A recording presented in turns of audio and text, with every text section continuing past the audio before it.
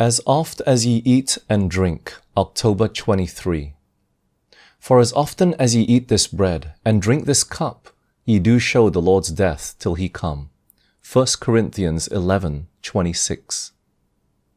The salvation of men depends upon a continual application to their hearts of the cleansing blood of Christ. Therefore the Lord's Supper was not to be observed only occasionally or yearly, but more frequently than the annual Passover. This solemn ordinance commemorates a far greater event than the deliverance of the children of Israel from Egypt. That deliverance was typical of the great atonement which Christ made by the sacrifice of his own life for the final deliverance of his people. This ordinance is not to be exclusive as many would make it.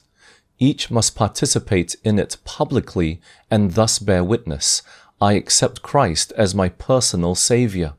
He gave his life for me that I might be rescued from death. The communion service points to Christ's second coming. It was designed to keep this hope vivid in the minds of the disciples. Whenever they met together to commemorate his death, they recounted how he took the cup and gave thanks and gave it to them, saying, "Drink ye all of it, for this is my blood of the New Testament, which is shed for many for the remission of sins. But I say unto you, I will not drink henceforth of this fruit of the vine until that day when I drink it new with you in my Father's kingdom." Matthew 26:27-29.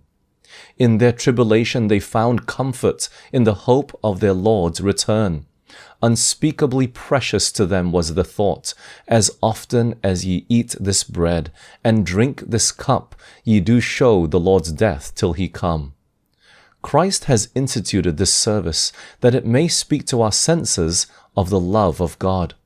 There can be no union between our souls and God except through Christ. The union and love between brother and brother must be cemented and rendered eternal by the love of Jesus. And nothing less than the death of Christ could make his love efficacious for us. It is only because of his death that we can look with joy to his second coming. His sacrifice is the center of our hope.